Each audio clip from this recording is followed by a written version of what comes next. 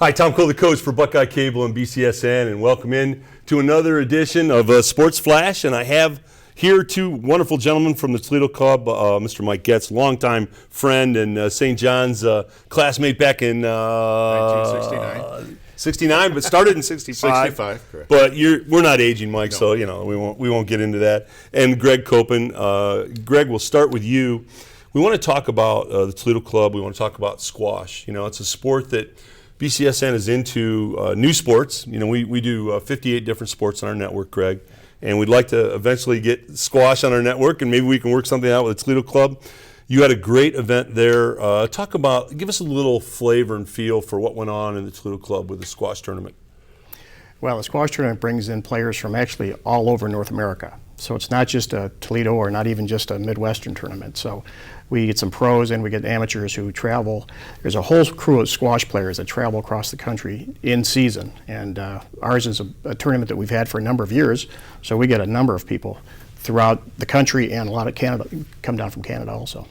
And Mike, we were chatting off air, so let's get it on air. Some of the differences, because you and I were racquetball players at one time, and I thought, pretty similar. I'm not that smart. I figured this is a pretty similar sport, but show us the differences, because there are a lot of differences between racquetball and squash. Well, the balls, two different size balls. We have a smaller ball. It's soft. It's black. The racket sizes are different size rackets altogether. The court is a little more restrictive because you cannot use the same open court that you do in a racquetball, where the ceiling is in play, the entire back wall is in play. So we have lines drawn throughout the courts that keep the ball in play. Anything outside of that is out of court, or the ball play stops. But then in the front wall, we also have a tin, as we call it, that's about 17 inches off the floor, which is also out of bounds, which is totally contrary to what the racquetball is. Well, the thing, Mike, about racquetball that I never really liked is some of these people you'd play against would get so proficient, Greg, at hitting that floor bottom shot that is unreturnable. Right. So once they went there, you had no chance to return it, and the point was over, and that was it. Squash is a little different. They're not getting those kind of kill shots, and you have a better opportunity to return, right? Absolutely. Yeah. And you're constantly watching the guy you're playing with, or whoever your competitor is, and watching where he's hitting the ball, and it's a little game of wits. You want to hit the ball where your competitor is not, and if you got a fast guy you're playing, they're going to get to the shots.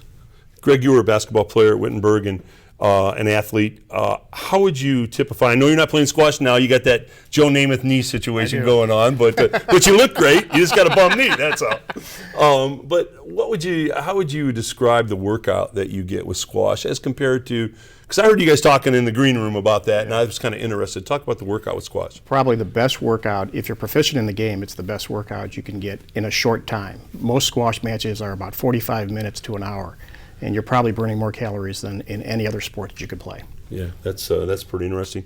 Mike, long time, I want to say kudos to you, 28 years on the police force, serving our community, and thank you so much for that dedication and that service. But you were telling me numbers of the Toledo Club, 700 some members, and 250 are squash players. That's a pretty good ratio. Correct. Yeah, we have 250 people that play squash. They may not be active in our league, but they're constantly at the club, getting a court, playing with somebody.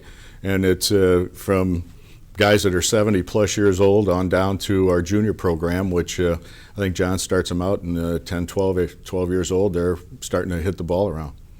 Very good. And Greg, on the way out, I want to talk about a very prominent member that you have on your squash club. You were a former champion, a city champion, and a champion there at the Toledo Club. John Seidel. Tell us a little bit about John Seidel. John Seidel is our head squash pro. We hired him from the Baltimore Country Club in 1988. Young guy at the time, and just a very, very personable guy, and great squash player. And he's been a great teacher. That program has had solid 250 players since 1988 when he got here, and it's continued to grow.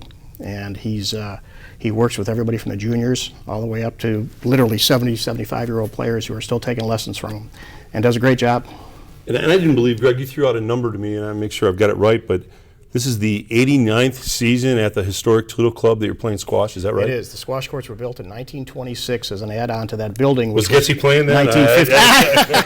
I kind of think he might be. I I'm not was sure, just but sticking in yeah. But 89 yeah. years. Yeah, 1926 was the first year, the first squash champion there, and this year was the 89th. Well, guys, on behalf of Buckeye Cable and BCSN, it's an honor to have both of you here. It's an honor to talk about the historic Toledo Club. Keep up the great work, guys. We appreciate it. Pleasure. And hopefully we'll be doing a BCSN match, great. a squash at the Toledo Club. Love Thanks to so have you. much, guys. Thank you, you. Tom. Tom Cole, the coach for Buckeye Cable and BCSN.